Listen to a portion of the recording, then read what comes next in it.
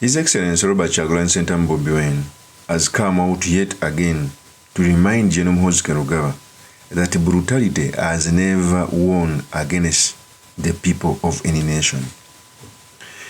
He has compared MUHOOZI to Saddam Hussein's son, Uday Hussein, who was even more brutal than he is right now, and that history has judges them harshly.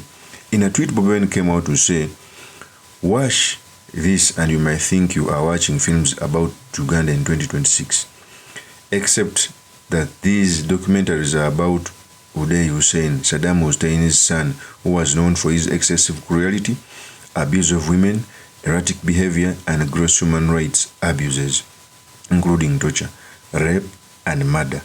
Like Museveni's brutal son, Uday employed extreme sadism, erratic violence, and total impunity to commit severe atrocities and terror campaigns against the people, until his death in 2003. Hoping that he would succeed his father, he murdered, kidnapped, and jailed opponents, oftentimes in his private prisons and torture chambers. Today, his name lies where it truly belongs, in the dungeon of history. History does not repeat itself, only fools repeat history, because they never learn anything from it." Watch for the documentary. I think he was talking about the documentary that was done in Iraq. First of all,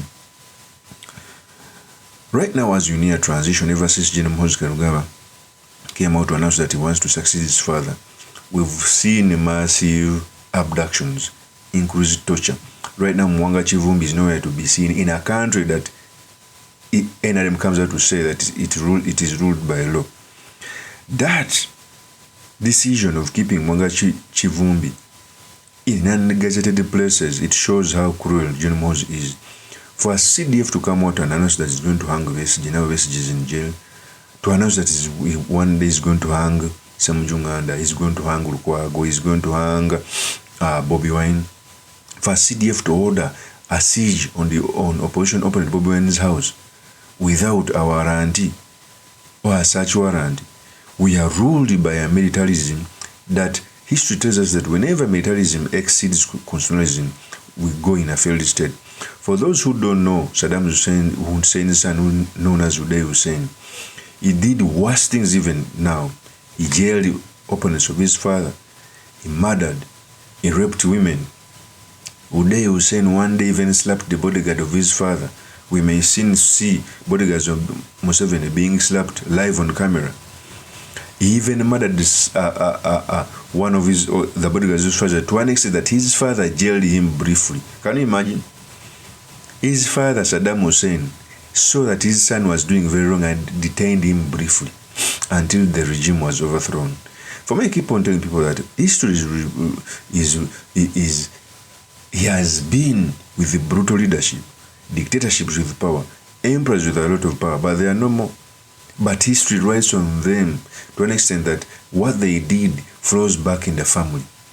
Even their grandfathers, grandchildren are not passed well because of the circumstances their grandparents did to the nation. So the purpose of this video, I've come to talk about Bobi Wine's warning to MUHOOZI, what it means for our politics, and most importantly, the study materials we can learn from the politics of our nation. But before I do this, I want to let you know that if you're into this channel, please subscribe. And if you're watching this video from a different platform, please head on to YouTube, type in Sula Mawagwe. There's a lot of content of this nature. If geopolitics and economics is what you want, this will be definitely the right channel for you to subscribe to.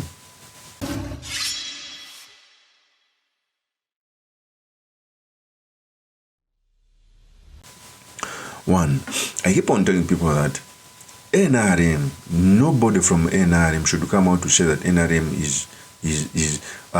contribute to the rule of law, because a country which is governed by the rule of law must be able to discipline even those on the upper echelon of its leadership. If within our constitution there is a penal code that bars a serving military officer from engaging in partisan politics, and the CDF continues to do that, it shows that there are some individuals who are above the constitution. It shows that our constitution is like a cobweb. It only catches small insects. Big insects are not caught. For CDF to come out and announce death of opposition politicians, for CDF to come out and announce a political party to be a terrorist group, yet nothing happens to him. I pose a question. Have you ever imagined another soldier speaking the way MUHOOZI Kainerugaba speaks? Let me say, the Commander Land Forces Mwanga speaking the way MUHOOZI speaks, and the law does not bite him.